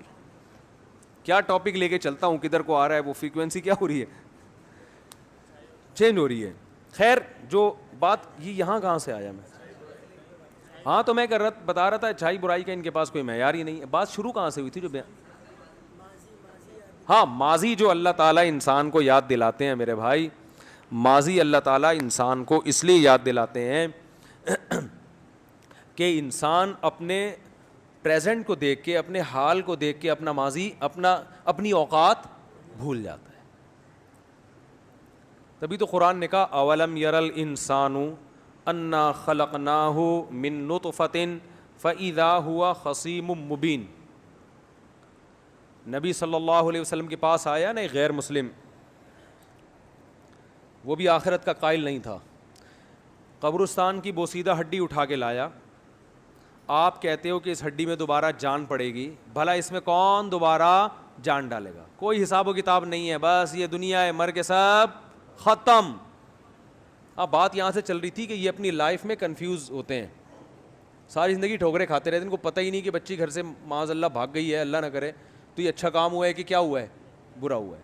تو ان کو یہی نہیں پتہ چلتا, کسی چیز میں ان کے پاس کوئی معیار نہیں ہے. شراب پینا اچھا کام ہے کہ نہیں ہے اچھا کام, نہیں پتہ ان کو. ہاں تو میں واقعہ بتا رہا تھا, یہ پھر دوبارہ اس طرف آتا ہوں میں جلدی سے. وہ ہمارے ایک جاننے والے تھے, بہت ہی لبرل ٹائپ کے آدمی نا, تھے تو ہیں بھی, تھے کیا ہیں, ان کو نہیں پتہ چلے گا ان کے بارے میں بات ہو رہی ہے. وہ مولویوں کو سنتے ہی نہیں ہے بالکل, ان کو مولوی کے لفظ سے چڑ ہے, حتیٰ کہ کسی کی چھوٹی چھوٹی داڑھی بھی ہو نا اس سے بھی چڑ ہے ان کو کہ چھوٹی چھوٹی کیوں رکھی ہوئی ہے ایسے. تو وہ ایک دن مجھے کہنے لگے کہ وہ کسی پنجاب میں کہیں واقعہ سنا رہے تھے کہ یار وہ ایک صاحب ہیں, کسی خاتون کے گھر جاتے ہیں, ہمارے پڑوس میں پنجاب میں کہیں رہتے تھے وہ, تو وہ پڑوس میں وہ ان کے اہل خانہ میں جو خاتون ہیں ان سے تھوڑے سے اچھے ریلیشن نہیں ہیں ان کے. تو میں نے کہا یہ کیوں, تو آپ کو کیا یعنی اس پہ مطلب یہ کہ آپ کیوں پریشان ہیں اس پہ, یہ تو نہیں میں نے کہا آپ کا کیا کیا تھا, مطلب کہ آپ کو کیا مسئلہ کیا ہے آپ کے ساتھ. تو انہوں نے کہا یہ غلط ہے, یہ کیا ہو رہا ہے, غلط. میں نے کہا کیوں غلط ہے. وہ خاتون جب ایگری ہیں, یہ صاحب آ رہے ہیں آپس میں, ان کی سلام دعا ہو یا کچھ بھی ہو, ہمیں کیا اللہ معاف فرمائے, جو بھی ہو رہا ہے تنہائی میں مل رہے ہیں, تو کیا اس میں کیا ہے پرابلم, کیا ہے اس میں. کہہ رہے دیکھیں سوسائٹی اس چیز کو پسند, اسلام تو کبھی پھوٹے منہ زبان سے نہیں نکلے گا نا, اسلام سے تو ایسا چڑ ہے, کیونکہ اگر نام لے لیں اسلام اس کو پسند نہیں کرتا تو اسلام تو پھر بہت ساری اور بھی چیزیں جن کو پسند نہیں کر رہا. کہہ رہے ہیں سوسائٹی اس کو قبول نہیں کرتی. سوسائٹی جو ہے نا, معاشرہ کہتے تو تھوڑا سا ان کو برا لگتا کہ یار یہ مولوی صاحب سمجھیں گے میں بہت ہی پرانے زمانے کا آدمی ہوں. انہوں نے کہا ہماری سوسائٹی اس کو قبول نہیں کرتی. میں تو بہت جگہوں پہ ادب تمیز میں خاموش رہتا ہوں, ہر جگہ ہر بات کرنے کی نہیں ہوتی. میرے ساتھ ایک صاحب بیٹھے ہوئے تھے, وہ بھڑ گئے ان سے, میں چاہ رہا تھا بھڑوں لیکن میں نہیں ہر جگہ بھڑتا. ایک آدمی پہلے ہی علماء سے اتنا بتکا ہوا ہے تو اس سے کیا بحث کی جائے یار, جب تک وہ خود نہیں چاہے گا پوچھنا تحقیق کرنا, ہم سے رابطہ خود نہیں کرے گا, ہم کیوں ہر ایک کے الجھیں بھائی, کیونکہ بات اس سے بننے کے بجائے بگڑتی ہے. میں چپ بیٹھا ہوا تھا, دوسرے صاحب بگڑ گئے. انہوں نے کہا اگر سوسائٹی میں اس کی پرمیشن ہو پھر ٹھیک ہے, نہیں سوسائٹی اگر اس کی اجازت دے دے پھر ٹھیک ہے. اب وہ چپ. میں بتا رہا ہوں نا یہ کیا ہوتے ہیں, کنفیوز, ان کو نہیں پتا اچھا کیا ہے اور برا کیا. اب وہ اگر یہ کہتے ہیں ہاں پھر ٹھیک ہے, اس کا مطلب پھر سوسائٹی اس سے بھی آگے چلی جائے. ارے تو پھر اس سے بھی آگے جائے سوسائٹی, وہ بھی ٹھیک ہے. کیونکہ پھر میں بیٹھا ہوا تھا, میں نے کہا اب اگر انہوں نے کہا نا ٹھیک ہے تو پھر میں پھر اب میں میدان میں کود جاؤں گا. پھر میں ان کو ایسی مثالیں دوں گا کہ پھر یہ بھی ٹھیک ہے, پھر یہ بھی ٹھیک ہے. کیونکہ لوط علیہ السلام کی جو سوسائٹی تھی وہ تو سوسائٹی تو اس کے ہاں تو یہ لیگل نہیں تھا, جو کچھ وہ گندگی کر رہے تھے وہ تو سوسائٹی کی وجہ سے کر رہے تھے نا. جب لوط علیہ السلام نے ان سے کہا کہ تم غلط کر رہے ہو, انہوں نے کہا ہماری سوسائٹی میں یہی رواج ہے, آپ کو رہنا رہیں ورنہ یہاں سے آپ چلے جائیں. یہ تو قرآن کے الفاظ ہیں. تو ان بیچاروں کو کے پاس کوئی معیار بولو بھائی نہیں ہے, اور یہ صرف ان کے پاس نہیں, اسلام کے علاوہ کسی کے پاس بھی نہیں ہے. تبھی یہ قانون بناتے ہیں, چینج کرتے ہیں, بناتے ہیں, چینج کرتے ہیں, یہ بنایا پھر چینج کیا. یہ ہمارے 1400 سال سے جو سسٹم ہے نا وہ اب تک چینج بولو بھائی نہیں ہوا, وہی چلا آ رہا ہے. ہماری جو مدارس میں فقہ کی کتابیں پڑھائی جاتی ہیں نا, کوئی 1200 سال پہلے لکھی ہے, کوئی 1300 سال پہلے لکھی ہوئی ہے بھائی, اور لکھی ہے. قانون تو نبی کے دور میں آ گیا تھا ریٹن فارم میں, کوئی 1300 سال پہلے لکھا گیا, کسی کو 1200 سال پہلے ریٹن فارم میں. قانون تو وہ تو صحابہ میں تو تھا, فقہا نے بعد میں لکھا ہے اس کو. وہ قانون آپ پڑھو آپ حیران ہو جاؤ گے. اور آپ کی اطلاع کے لیے عرض ہے 100 سال پہلے تک وہی فقہ جو لا ہے نا, جو خاص طور پہ تجارت سے متعلق یا کتاب القضاء عدالتی قوانین سے متعلق, وہ یورپ کی یونیورسٹیوں میں بھی پڑھایا جاتا ہے. گوروں نے سارا مال وہیں سے لیا ہے. اب تک بہت سی ٹرم ایسی ہیں جو ہماری استعمال ہو رہی ہیں, بہت سی اصطلاحات ہماری استعمال ہو رہی ہیں. تو وہ قانون الحمدللہ چینج نہیں ہو رہا, اور آج تک کامیابی کے ساتھ چل رہا ہے. یہ لوگ طلاق کے احکامات کا بڑا مذاق اڑاتے ہیں کہ اسلام میں طلاق کا نظام کیسے, 3 طلاقیں نکالی, بیوی ہمیشہ کے لیے حرام, 2 لفظ بولنے سے اتنا بڑا تباہی آ رہی ہے, اور بڑے کچھ اعتراضات کرتے ہیں. اتنے سوال پیدا ہوتا ہے, آپ گراؤنڈ ریئلٹی کیا ہے. یہ اسلام کا نظام ہے طلاق کا, جس کو آپ ظلم کہہ رہے ہو, لیکن سب سے خاندان فیملی سسٹم پوری دنیا میں کس کا ہے؟ سب سے مضبوط فیملی سسٹم مسلمانوں کا ہے. یہ ریسرچ ہے. سب سے کم ڈیورس کا ریشو اس قوم میں ہے, مسلمانوں میں. اس کا مطلب آپ جس قانون کو غلط سمجھ رہے ہو, آپ کی مینٹل جو لیول ہے وہاں تک ہے نہیں, وہ آپ اپنی علمی کی وجہ سے. یہی اسلام کا حسن ہے کہ جو قانون آپ کو اچھے نہیں لگ رہے, لیکن جب دنیا میں نافذ کیا گیا تو ان کا اچھا ہونا ثابت ہوا ہے. بات آ رہی ہے سمجھ میں کہ نہیں آ رہی؟ ہم ایک دو خاندانوں کو دیکھ کے اندازہ لگاتے ہیں اس نے 3 طلاقیں دے دی, گھر اجڑ گیا.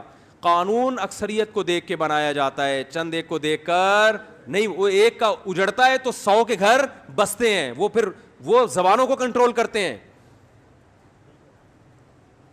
ہاں, جب سے یہ اسلام کے نام پہ جو نام نہاد لبرلز پیدا ہوئے ہیں نا, غامدی صاحب جیسے, معذرت کے ساتھ, اس کے بعد سے اسلام کا بیڑا غرق ہونا شروع ہو گیا ہے. مسلمانوں کا بیڑا غرق ہونا شروع ہو گیا اس کے بعد. اسلام کی ایسی تشریحات جو 1400 سال میں کسی نے نہیں کی تھی, ہر چیز پہ لیبل لگا دیا. ابھی پتہ نہیں ابن العربی کے حوالے سے محترم کا کوئی نیا ملفوظ آیا ہے کہ ختم نبوت جو ہے وہ نبی کے بعد نیا نبی آ سکتا ہے, اور یہ ختم نبوت کے منافی نہیں ہے. اور ابن العربی کو شیخ اکبر بنا کے, پتہ نہیں ابن عربی میں نے کیا لکھا ہے وہ تو میں نے نہیں دیکھا, لیکن اگر لکھا ہے تو غلط لکھا ہے. اور ویسے بھی آپ تو فقہا کو یا کسی بھی بزرگ کو ویسے ہی نہیں مانتے, آپ تو ڈائریکٹ قرآن, ڈائریکٹ ہر بات میں آپ کہتے ہیں میں تو کسی کو نہیں مانتا. آج آپ مانیں تو ایسا مانیں, ختم نبوت کے مسئلے پہ ایک شخص کو ایسا مانیں کہ پوری قرآن, پوری احادیث ایک طرف, اور تمام فقہا, تمام محدثین ایک طرف, اور ابن العربی آج شیخ اکبر بھی بن گئے, اور اسلامی دنیا کے سب سے بڑے مفسر بھی بن گئے وہ. تو یہ تو ناانصافی ہے نا, کیا خیال ہے بھائی؟ وہ ملفوظ آ رہے تھے لیکن وہ انتقال ہو گیا, ابھی چھوڑو, رہنے دو, سمجھ ہی گئے ہوں گے آپ لوگ. تو بھائی ہمارے پاس وہ بات میں نے لے کے جو شروع کی تھی نا, وہ پھر میں انشاءاللہ, اللہ نے ہمیں ہمارا جو ماضی یاد دلایا ہے وہ اس لیے دلاتے ہیں کہ ہم اپنی اوقات میں رہیں, کیونکہ ہم تکبر کا شکار ہو جاتے ہیں. اور جو سائیکل چلاتے تھے نا بچپن میں, تو آج لینڈ کروزر میں سائیکل والوں کو توہین سے. یہ ٹاپک ادھورا رہ گیا ہے, انشاءاللہ پھر بعد میں اس کو کسی وقت پورا کریں گے. تو یہ بھی نماز کے بعد جو ہے تھوڑی دیر مسائل کا سیشن ہوگا, جو بیٹھنا چاہیں بیٹھ سکتے ہیں, جانا چاہیں جا سکتے ہیں. اللہ تعالیٰ عمل کی توفیق عطا فرمائے. بیان میں ایک چھوٹی سی بات کمپلیٹ کر کے پھر میں سوالات کا جواب دیتا ہوں. یہ جو ہمارے معاشرے کا ایک نیگیٹو پہلو دکھایا جاتا ہے نا, فلاں نے عورت پہ تیزاب پھینک دیا, فلاں مولانا نے یہ غیر اخلاقی حرکت کر لی, فلاں یہ کر رہا ہے, فلاں یہ کر رہا ہے, تو دیکھو یہ مسلمان, یہ تیسری دنیا کے لوگ ایسے ہوتے ہیں. تو میں نے اس کا ایک جواب تو یہ دیا کہ ہمارے یہاں کوئی ایک واقعہ بھی ہوتا ہے نا, سفید کپڑوں پہ ایک داغ بھی ہوتا ہے تو نظر آتا ہے, یہ ہمارے سفید ہونے کی علامت ہے. سمجھ رہے کہ ایک داغ بھی ہوگا تو نظر آتا ہے. اور جن لوگوں کا کلچر ان داغوں سے بھرا ہوا ہے, وہاں یہ واقعات صبح شام ہوتے ہیں, ان کو وہ لفٹ نہیں کراتے, یہ ہو گیا وہ ہو گیا, چلتا ہے, یہ کوئی اتنی بڑی بات نہیں ہے. اب جیسے وہ چلتا ہے, پر ایک چٹکلا یاد آیا, لیکن یہ کہ وہ لوگ پھر چٹکلے پر ہی پورا وہ بنا لیتے ہیں. ایک آدمی, چھوڑو یار بہت زیادہ ہو جائے گا, وہ لوگ میمز بنا لیتے ہیں آج کل, جو اس میں میسج ہوتا ہے, جو سبق مل رہا ہوتا ہے, وہ سبق کو فوکس نہیں کیا جاتا, اور وہ ایک لطیفہ برائے لطیفہ چلا دیتے ہیں. وہ اچھائی اور برائی کا معیار نا, کہ اگر آپ اسلام کو فالو نہیں کرتے تو آپ کے پاس اچھے کو اچھا کہنے کا اور برے کو برا کہنے کا کوئی معیار ہے ہی نہیں. وہ ایک آدمی کئی سال بعد گھر آیا نا, تو گھر میں بیگم کی گود میں چھوٹا سا بچہ دیکھا, کہنے لگا میں اتنے سال گھر سے باہر رہا تھا, یہ بچہ کیسے پیدا ہو گیا. تو بیگم نے کہا دیکھیں اگر اتنی چھوٹی چھوٹی باتوں کو اور آپ ایشو بنائیں گے نا, تو میں اور آپ ساتھ نہیں چل سکتے.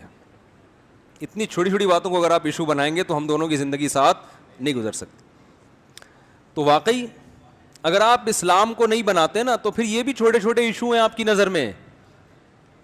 آپ کو ہو سکتا ہے ابھی بڑا لگ رہا ہو, کیونکہ کلچر کہہ رہا ہے کہ یہ ایشو بڑا ہے, تو کلچر کل چینج ہوگا, تو یہ جب یہ بڑے بڑے ایشو معاشرے میں عام ہو جائیں گے, تو یہ بڑے بڑے ایشو کیا بن جائیں گے, چھوٹے چھوٹے چھوٹی چھوٹی باتیں بن جائیں گی.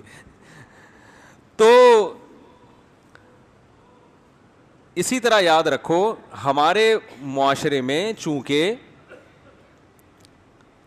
یہ جرائم کا ریشو بہت کم ہے، بہت کم ہے، اس لیے کہیں ہوتا ہے تو اس کو اچھالنے کی کوشش کی جاتی ہے، وہ فلاں محلے کے فلاں نکڑ پہ فلاں علاقے میں ایسا ہوا. اب جیسے یہ جو واقعہ ہوا موٹر وے پہ، بہت ہی غلط بدترین واقعہ ہے، اس کی جتنی مذمت کی جائے کم ہے. لیکن اللہ کا شکر ہے ہمارا معاشرہ ایسے واقعہ سے بھرا ہوا نہیں ہے. اتنی کروڑوں کی آبادی میں ایک واقعہ ہوا، غلط ہوا، اور یہ غلط بھی اس لیے ہو رہا ہے کہ اسلام نافذ نہیں ہے. تو آپ اس کی وجہ سے اسلام کو یا مسلم کو نہیں ذمہ دار ٹھہرا سکتے. آپ یوں کہو گے مسلم نے اسلام پہ عمل کرنا چھوڑ دیا ہے. اگر مسلم اسلام پہ عمل کرے تو ایسا نہ ہو. مسلم ریاست اسلام پہ عمل کرے تو ایسے مجرموں کو عبرتناک سزا ہو، اور مسلم کلچر اسلام کو فالو کرے تو ایسے واقعات نہ ہو. جو قرآن نے نیک لوگوں کے واقعات بیان کیے اس میں تو بند کمرے میں خوبصورت عورت کسی مرد کو زنا کی دعوت دے رہی اور وہ اللہ کے خوف سے بھاگ رہا ہے. وہ تو اللیگل سے اتنا دور بھاگتے ہیں کہ جہاں کوئی رکاوٹ نہیں ہے. نبی صلی اللہ علیہ وسلم نے فرمایا 7 آدمی قیامت کے دن اللہ کے سائے میں ہوں گے، جن میں ایک وہ رجل دعتہ امرأۃ حسن و مال، وہ عورت جو مال اور حسن والی تھی. وہ عورت کسی مرد کو زنا کی دعوت دے اور وہ کہے انی اخاف اللہ، مجھے کس کا ڈر ہے؟ اللہ کا ڈر ہے. تو اسلام کو فالو کریں گے تو بھائی یہ کلچر ہوگا کہ جو خود دعوت دے گی اس کی طرف بھی لوگ نہیں جائیں گے جب تک نکاح نہ ہو.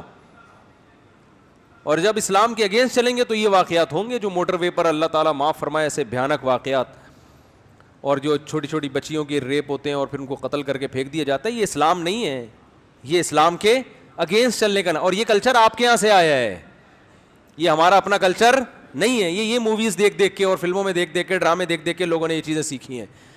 یہ کسی مسجد کے ممبر اور محراب پہ یہ چیزیں نہیں سکھائی جاتی ہیں. مسجد کے ممبر میں محراب پہ جس کو آپ دہشت گردی کہتے ہو وہ کم عمری کی شادیاں ہیں، جس کو آپ دہشت گردی کہتے ہو، جس کو آپ شہوت پرستی کہتے ہو، جبکہ ہم اس کو عین انصاف کہتے ہیں.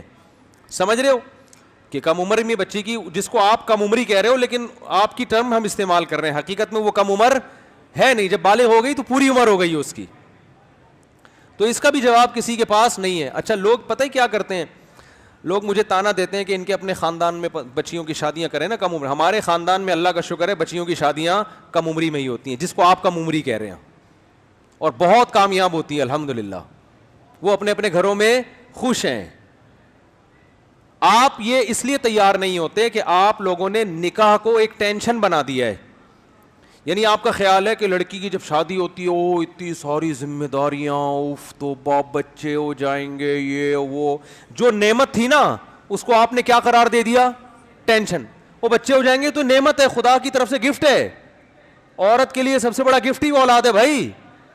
یہ تو آپ فطرت کے اگینسٹ چل چل کے فیملی پلاننگ کی باتوں میں آ کے آپ نے جو بچہ جو سب سے بڑا گفٹ ہے عورت کے لیے اس کو کیا بنا دیا؟ عذاب بنا دیا. قرآن میں اللہ نے کیا فرمایا؟ یہب لمن یشاء اناسا، جس کو چاہتا ہوں ہبہ کرتا ہوں بیٹیاں، جس کو چاہتا ہوں ہبہ کرتا ہوں بیٹے. تو ہبہ عربی میں گفٹ کو کہتے ہیں، اردو میں تحفے کو کہتے ہیں.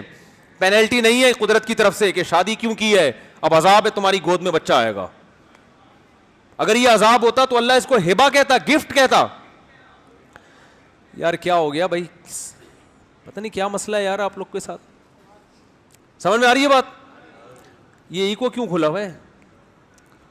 میں اپنا بیان 3 دفعہ سن رہا ہوں، آپ ایک دفعہ بھی نہیں سن رہے اور ہم ریپیٹ ہو کے 3 دفعہ اپنا ہی بیان سن رہے ہیں. تو خیر، تو یہ اللہ کی طرف سے کیا ہے؟ گفٹ ہے. تو آپ نے چونکہ بیسک چیزیں ہی تبدیل کر دی ہیں تو اب آپ کو ہر چیز کیا لگ رہی ہے؟ ایک آدمی الٹا کھڑا ہو جائے، ایک آدمی کیا ہو جائے؟ الٹا کھڑا. کہہ رہے یار وسیم بھائی بھی الٹے ہوئے ہیں، کلیم بھائی بھی الٹے ہوئے، چلو سارے انسان الٹے ہو گئے، پنکھا کیوں الٹا ہو گیا ہے یار؟ یہ پنکھا کیوں الٹا ہے؟ اور یار یہ کیا آسمان نیچے کیوں چلا گیا، زمین اوپر کیوں ہو گئی ہے؟ تو اس کو ہر چیز کیا لگے گی؟ الٹی. تو اس کا طریقہ ہے بھائی تو سیدھا ہو جا. تو یہ جو اسلام جن کو سمجھ میں نہیں آ رہا نا، اسلام کہہ رہا ہے بچی بالغ ہوتے ہی شادی کر دو، لڑکا بھی جب بالغ ہو جائے تو کیا کر دو؟ شادی کر دو. اور اسلام کہہ رہا ہے کہ بھائی اولاد زیادہ پیدا کرو، یہ گفٹ ہے خدا کی طرف سے، یہ جوانی میں تمہارے کام آئے گی، بڑھاپے میں تمہارے کام آئے گی. صحیح ہے نا؟ اور اسلام کہہ رہا ہے نظر کی حفاظت کرو. عورتوں کو کہہ رہا ہے پورا لباس پہنو. آپ کہہ رہے ہیں کہ لباس سے کیا ہوتا ہے, آنکھیں پاک ہونی چاہیے. یہ ٹوپی ڈرامے آپ کر رہے ہیں, ٹھیک ہے نا, کپڑے سے کچھ نہیں ہوتا. وہ ایک مشہور صحافی ہے نا جس کا میں بار بار نام لیتا ہوں, خام خواہ میں مشہور ہو رہا ہے میری وجہ سے. وہ کہتا ہے کہ اس سے کسی نے سوال پوچھا کہ وہ لبرل لوگ ہوتے ہیں نا جو معاشرے میں لبرلزم کو فروغ دینا چاہتے ہیں, اس نے پوچھا کہ یہ جو کپڑے وپڑے کی بات ہوتی ہے اور پورا ویسٹرن کلچر ہمارا ہے کہ لڑکیاں پراپر ڈریس نہیں پہنتی, مرد یعنی, تو ہمارے یہاں بھی لوگ اس کلچر کو لانا چاہتے ہیں کہ بھئی لڑکیاں پراپر ڈریس پہنیں اور یہ اسلامی اسٹیٹ ہے. تو اس نے کہا دیکھیں انسان کردار سے پہچانا جاتا ہے, لباس کہ کتنے کپڑے پہنے کتنے نہیں, اس کا انسان کے کیریکٹر سے کوئی تعلق نہیں. یہ ٹوپی ڈرامے ہے یا نہیں ہے؟ ہر انسان معاملات سے پہچانا جاتا ہے. کس سے؟ معاملات. پیسے لے کے ٹائم پہ دے رہے کہ نہیں دے رہے, یہ ہے اصل. اگر یہ اصل ہے تو پھر انسان چرس سے نہیں پہچانا جاتا. سٹا لگا رہا ہے آپ, یہ وہاں بھی کہ بھئی سٹا لگانا چاہیے پائپ کے نیچے بیٹھ کے, آپ پائپ کے اندر ہیں اور آپ کے منہ میں بھی پائپ ہے. عجیب سی بات ہو گئی کہ نہیں ہو گئی؟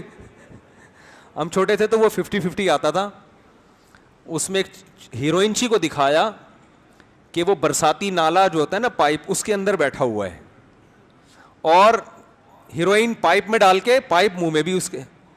تو اس پہ انہوں نے نغمہ بنایا تھا میں پائپ کے منہ میں ہوں, میرے منہ میں پائپ ہے. تو بڑا ایک یعنی کہ ہیروئنچیوں کی آپ سوچ دیکھیں, وہ وہاں تک سوچتے ہیں جہاں تک ہم پہنچ بھی نہیں سکتے. ہماری سوچ جہاں ختم ہوتی ہے ہیروئنچیوں کی وہاں سے شروع ہوتی ہے. وہ سوچ کے اس معراج پر پہنچے ہوئے ہوتے. وہ کہہ رہے یار دنیا میں اتنا عجیب اتفاق دیکھا کہ کون کس کے منہ میں پتہ ہی نہیں چل رہا. میں پائپ کے منہ میں اور لیکن پائپ اصل میں کیا ہے؟ میرے منہ میں. تو کوئی ہیروئن پی رہا ہے, چرس پی رہا ہے. اب آپ کو معاشرے میں چرس نہیں ہونی چاہیے. آپ کہیں اصل انسان کیریکٹر سے پہچانا جاتا ہے, چرس ہیروئن سے نہیں. کیریکٹر ہونا چاہیے ایک نمبر. کسی چرسی نے اگر کسی سے ادھار چرس خریدی ہے, ٹائم پہ پیسے دے دے. کیریکٹر سے پتا چلتا ہے کہ یہ کیا ہے, ایک نمبر آدمی. ہم کہتے ہیں وہ چرس کے پیسے ٹائم پہ بھی دے دے پھر بھی 2 نمبر آدمی ہے. وہ خالی معاملات ہی تھوڑی ہیں بھائی. چرس کیوں پی رہا ہے؟ کوئی انسانوں کے پینے کی چیز ہے. ہیروئن کیوں پی رہا ہے تو؟ ان کی نظر میں اگر کوئی ہیروئن کے پیسے ٹائم پہ ادا نہ کرے وہ 2 نمبر آدمی ہے. ٹائم پہ ادا کر دے تو کیا ہے؟ اور بھائی کردار کو پورا کرنے میں اس کے علاوہ بہت ساری چیزیں ہیں. کپڑوں کا بھی بہت زیادہ دخل ہے. وہ حسن نثار ہے, نام لینے میں کوئی حرج نہیں ہے. وہ بہت وہ ان کا مقصد ہی یہی ہے کہ ہر وقت علماء کو, دینداروں کو اور اپنے معاشرے کا, جو پاکستانیوں کو ہر وقت برا کہنا, اپنا جو ہے نا نیگیٹو پہلو دکھانا دنیا کے سامنے, اور یورپ اور گوروں کے نیگیٹو پہلو پہ کو اچھا بنا کے پیش کرنا. ان کو بٹھایا اس کام کے لیے. تو وہ یہی کہنے لگے کہ یہ جو ہے نا کپڑوں اوپر سے کچھ نہیں ہوتا. کپڑوں سے کچھ کیوں نہیں ہوتا؟ آپ کیوں کپڑے پہن کے بیٹھے ہوئے ہو؟ آپ چڈی بنیان میں آ جاؤ نا. بہت ہوتا ہے بھائی کپڑوں سے. قد انزلنا علیکم لباسا یواری سوآتکم وریشا. قرآن کہہ رہا ہے ہم نے لباس اتارا ہے جو تمہارے لیے زینت ہے. تو پراپر ڈریس ہونا چاہیے. عورت کا ڈریس اور زیادہ اسلام نے کہ اس کو اپنے جسم کی نمائش کرنا یہ غیر اخلاقی حرکت ہے, یہ اخلاق نہیں ہے. کیوں نظر آ رہی ہے اس کی باڈی؟ دنیا کیوں دیکھ رہی ہے اس کی باڈی؟ مرد کی نظر گندی ہونا بھی غلط ہے, اور عورت کا یہ موقع مرد کو دینا کہ لوگ اس کو دیکھیں یہ عورت کے لیے کیا ہے یہ بھی غلط ہے. یہ لوگ یہاں کیوں نہیں کہتے کہ ایک آدمی چرس کی دکان کھول کے بیٹھا ہوا ہے, گورنمنٹ منع کرے گی نا؟ نہیں, کہہ رہے نہیں آپ کی نظر اچھی ہونی چاہیے. آپ چرس کی دکان ہے تو آپ وہاں منہ نیچے کر کے گزر جائیں. بھائی آپ بھی گزریں, آپ نہیں دیکھیں چرس کی طرف, لیکن اس دکان کھولنے والے کو بھی منع کیا جائے گا. تو عورت بذات خود بری نہیں ہے, لیکن اس کا اپنے باڈی کو ایکسپوز کرنا, بولو بھائی یہ برا. یہ ٹھرکیوں کی ٹھڑک کو کیا کرتا ہے؟ بڑھاتا ہے. نیک شریف لوگ تو نظر نیچے کر کے ہی گزر جاتے ہیں, لیکن سارے نیک نہیں ہوتے. تو کوئی بھی چیز جو ان ٹھرکیوں کو موقع فراہم کر رہی ہے برائی کی طرف جانے کا, اسلام اس میں ان ٹھرکیوں کو بھی معذرت کے ساتھ, آپ کو نہیں کہہ رہا میں, اسی لیے میں ادھر اشارہ کر رہا ہوں, ادھر بھی نہیں جا رہا, وہاں بھی نہیں جا رہا, بالکل ادھر آسمان کی طرف سائڈ پہ, یہاں سے گزر کے ایسے لوگوں کی طرف جا رہا ہے جو میرا بیان نہیں سن رہے. تو اسلام ان ٹھرکیوں کو بھی, عورتوں کو یہ بھی, ان ٹھرکیوں کو بھی منع کرتا ہے کہ نظر نیچی کرو, اور ان عورتوں کو بھی کہتا ہے یا اگر نظر دیکھنی بھی ہو تو بری نیت سے نہ ڈالو, مجبوری ہو, دیکھنا ہو, ضرورت پڑ جائے. اور ان عورتوں کو بھی کہتا ہے ایسا کام نہ کرو کہ ان ٹھرکیوں کو بولو بھائی موقع ملے. تو یہ بالکل نیچر کے مطابق اسلام نے حکم دیا ہے. لیکن آپ چونکہ برائی کو فروغ دینا چاہتے ہو معاشرے میں, تو برائی پہ آپ چمک پٹیاں لگا کے فروغ کر رہے ہو, اچھے اچھے لیول کے ساتھ بیچ رہے ہو اس کو. سمجھتے ہو کہ نہیں سمجھتے؟ اس لیے اللہ کے علاوہ کوئی بھی صحیح بات نہیں کرتا, یاد رکھو. باقی ہر انسان کا اپنا مفاد ہوتا ہے, اپنے مفاد میں باتوں کو کیا کرتا ہے, وہ گھماتا ہے. تو وہی ایسے گھمائے گا کہ وہ جیسے 4 سال کے بعد آیا, بچہ ہو گیا, تو کہہ رہا ہے بیگم سے, تو بیگم کہہ رہی دیکھیں اتنی چھوٹی چھوٹی باتوں پہ گھما رہی ہے کہ نہیں گھما رہی ہے. دیکھیے چھوٹی چھوٹی باتیں ہوں گی تو ہماری آپس میں نہیں چل سکتی. تو ایک تو میں نے یہ بتایا کہ اتنے واقعات ہوتے نہیں ہیں جتنے, جو تھوڑے سے ہوتے ہیں تو پھیلایا بہت جاتا ہے. دوسری بات یہ ہے کہ جو واقعات ہوتے بھی ہیں وہ اسلام کی وجہ سے نہیں ہو رہے, وہ اسلام کی مخالفت کی وجہ سے ہو رہے ہیں. سمجھ رہے ہو؟ جو واقعات ہو رہے ہیں وہ اسلام کی وجہ سے نہیں بلکہ اسلام کی مخالفت. تیسرا, کچھ واقعات غلط فہمی ہوتی ہے. جیسے میں نے بتایا, لوگ کہتے ہیں مولویوں کے اخلاق ایسے, مولوی یوں, تو ہو سکتا ہے کوئی 2-4 مولویوں کے آپ مثالیں سامنے رکھ دو. میں نے کہا یہ اپنے باپ سے اچھا سلوک کرتے ہیں, ماں سے اچھا سلوک کرتے ہیں, بیوی بچوں سے اچھا سلوک کرتے ہیں. اس میں کچھ لوگ آتے ہیں وہ مولوی اپنی بیوی کو مار رہا ہے, وہ یوں کر رہا ہے, وہ یوں کر رہا ہے. تو بھائی کوئی بھی کسی کو بھی پگڑی پہنا کے داڑھی رکھوا کے کسی پہ بھی مولوی کا لیبل تھوڑی لگایا جا سکتا ہے.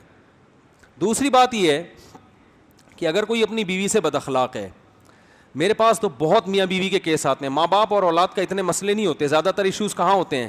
میاں بیوی کے. تبھی قرآن نے ان کے جھگڑوں کو زیادہ اہمیت سے بیان کیا ہے, کیونکہ اللہ کو پتا تھا یہ دونوں زیادہ لڑیں گے. باقیوں کو اللہ نے نہیں بتایا ان کے اصول, لڑائی کیسے ختم کی جائے, علیحدگی کیسے ہو, جوڑ کیسے ہو. اس کو قرآن نے بہت زیادہ تفصیل سے بیان کیا ہے, کیونکہ اللہ انسان کی فطرت سے واقف ہے. اللہ کو پتا ہے ابا اور اولاد بیٹے کا اتنا جھگڑا نہیں ہوگا جتنے جھگڑے کس کے ہوں گے, میاں بیوی کے. تو اس لیے اللہ نے اس کو بہت بیان کیا ہے. ساس بہو کے جھگڑوں کو اللہ نے اتنا بیان نہیں کیا, کیونکہ عرب کے کلچر میں ساس بہو کے جھگڑے تھے نہیں. کیوں نہیں تھے؟ 4 شادیوں کی وجہ سے, معذرت کے ساتھ. حقیقت ہے یہ. ایک عورت کو پتا ہے میرے اس بیٹے سے ایک بہو نہیں دوسری بھی آ سکتی ہے, تو وہ حساس کم ہوتی ہے. اب ایک عورت کے 1 یا 2 بیٹے ہیں تو وہ ساری پورا فوکس کس کو کرتی ہے؟ وہ ایک بہو جو اکلوتی ہے نا, اس پہ اس کا پورا فوکس ہے. جب ہول سیل کے حساب سے بہویں ہوں گی, اتنا بڑا ایشو بولو نا بھائی نہیں ہوگا. یار یہ بھی ٹھیک ہے, وہ بھی ٹھیک ہے, صحیح ہے, یہ کام کر دیتی ہے, وہ یہ کرتی, وہ بالکل نہیں پوچھتی چلو ایک اسپیئر میں بگڑی بھی ہونی چاہیے. یار یہ سارے مسئلے ہمارے اسلام کو پورا فالو نہیں کر رہے. حقیقت بتا رہا ہوں, اسلام میں سوکنوں کی لڑائیاں ہیں, ساس بہو کی نہیں سنی ہم نے قرآن و سنت میں, سوکنوں کی سنی ہے.